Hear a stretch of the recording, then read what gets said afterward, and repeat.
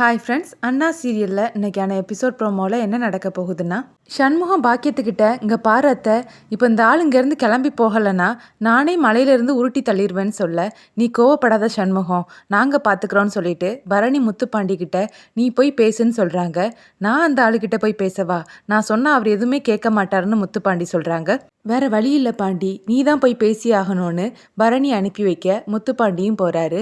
அப்பான்னு சொல்லி கூப்பிட, யார் அது என்னுடைய தியானத்தை கலைக்கிறதுன்னு சவுந்தரபாண்டி கேட்குறாரு. இங்கே என்னப்பா பண்ணிட்டு இருக்கேன்னு முத்துப்பாண்டி கேட்க, நான் இப்போ சாதாரண ஆள் கிடையாது, அந்த கடவுளின் அடிமை சவுந்தரபாண்டி சுவாமிகள், நான் தியானத்தில் இருக்கேன், என்னை யாரும் டிஸ்டர்ப் பண்ணாதீங்கன்னு சொல்கிறாரு. அத்தை, இந்த ஆள் நல்லாவே நடிக்கிறாரு, எல்லாம் தெரிஞ்சு தான் வந்திருக்காரு. இன்னைக்கு ரத்னாவோட கல்யாணம் இந்த கோவிலில் நடக்க போகுதுன்னு இவருக்கு தெரிஞ்சிருக்குது அத்தை, அதை கெடுக்கிறதுக்காக தான் இந்த ஆளுங்க வந்து உட்கார்ந்துருக்காரு. இவரால் ஏதாவது பிரச்சனை வந்தது நான் சும்மா இருக்க மாட்டேன் அத்தை, இங்கே இவரை கொன்று போட்டுருவேன்னு சண்முகம் கோவப்படுறாரு. என்னது, ரத்னாக்கு கல்யாணமா?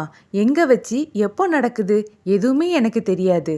அதான் ஒரு கொத்தடிமை உங்கள் வீட்டுக்கு இலவசமாக வந்திருக்கானே முத்துப்பாண்டின்னு, அவன் இந்த ரத்னாவோட கல்யாணத்தை முன்ன நின்று நல்லபடியாக நடத்தி தருவான்னு சவுந்தரபாண்டி சொல்ல, சண்முகம் அதை கேட்டு கோவப்படுறாரு. அப்போ அங்கே ஒரு ஆள் வந்து, இங்கே எல்லாரும் என்ன பண்ணிட்டு இருக்கீங்க?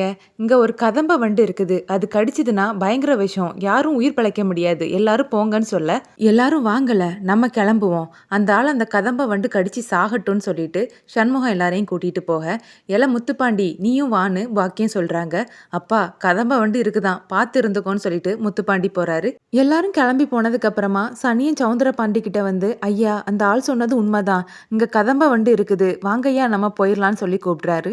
இன்னைக்குன்னு பார்த்து தான் இவனுங்க எல்லாரும் மெதுவாக நடந்து போவானுங்க, போயிட்டானுங்களான்னு பாருன்னு சவுந்தரபாண்டி சொல்ல, ஆமாங்கய்யா அவங்க போயாச்சுதுன்னு சனியே சொல்கிறாரு.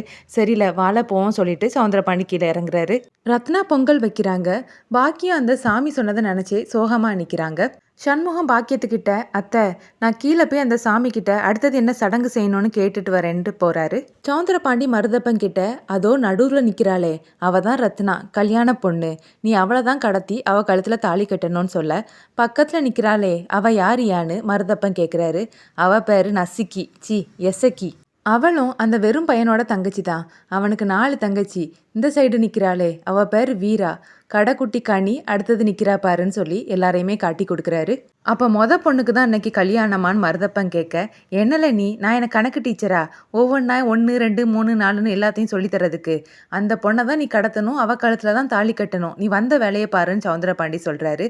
சரிங்கய்யா, நான் வேலையை முடிக்கிறேன்னு சொல்லிட்டு மருதப்பன் அவரோட ஆட்களை தனியாக கூட்டிகிட்டு போய், டேய், கல்யாண பொண்ணு அந்த பொண்ணு தான்னா, அந்த பொண்ணு வேண்டாண்டா, பக்கத்தில் நிற்கிறாளே அந்த எசக்கி, அவளை தான் நம்ம தூக்குறோம், அவளும் அந்த சண்முகத்தோட தங்கச்சி தானே, அவள் கழுத்தில் நான் தாலி கட்டி அவளை அடக்குறானா இல்லையான்னு பாருன்னு சொல்கிறாரு. ரத்னா பொங்கல் வச்சு முடிக்கிறாங்க. அப்போ பூசாரி வந்து, இன்னும் மாப்பிள்ளை வீட்டுக்காரங்க வரலையா, நம்ம சாமிக்கு படையல் போடணும், அடுத்ததான் முகூர்த்த நேரமும் வந்துடும், சீக்கிரமாக வர சொல்லுங்கன்னு சொல்லிட்டு போகிறாரு. கொஞ்ச நேரத்திலேயே மாப்பிள்ளை வீட்டுக்காரங்களும் வந்துடுறாங்க. அப்புறமா சாமிக்கு படையல் போடுறாங்க. சவுந்தரபாண்டி கிட்ட சனியை, ஐயா எல்லாரும் கோவிலுக்குள்ளே போயிட்டாங்க, உடனே மருதப்பன் கிட்ட இதை பற்றி சொல்லுங்கன்னு சொல்கிறாரு. சவுந்தரபாண்டியும் மருதப்பனுக்கு கால் பண்ணி, அவங்க எல்லாரும் கோயிலில் இருக்காங்க, இதுதான்ல சரியான நேரம், அந்த பொண்ணு ரத்னாவை தூக்கிடு, அவள் கழுத்தில் தாலி கட்டிடுன்னு சொல்லிட்டு ஃபோனை வைக்கிறாரு. எல்லாரும் சாமி கும்பிட்டுட்டு இருக்காங்க. ஆனால் சண்முகம் மட்டும் எதுவும் ஆபத்து வந்துடக்கூடாதுன்னு சொல்லி ரத்னா பக்கத்துலேயே நிற்கிறாங்க.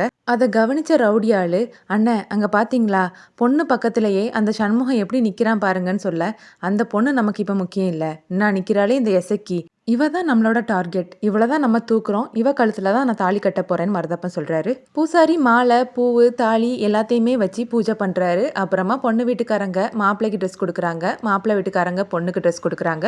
மாப்பிள்ளை ரெடியாகி நிற்கிறாரு. அப்போ வைகுண்டம் சண்முகத்துக்கிட்ட இப்போவே அந்த செயினை போட்டலாமான்னு கேட்க, சண்முகம் டென்ஷனாகவே நிற்கிறாரு. அத்தான், உங்ககிட்ட தான் மாமா ஏதோ கேட்குறாருன்னு சிவபாலன் சொல்ல, என்னப்பான்னு சண்முகம் கேட்குறாரு. இல்லை அந்த செயினை இப்போவே மாப்பிள்ளை கழுத்தில் போட்டுறவான்னு வைகுண்டம் கேட்க, என்கிட்ட எதுக்காக கேட்குற, போய் அத்தை கிட்ட கேளுன்னு சொல்கிறாரு.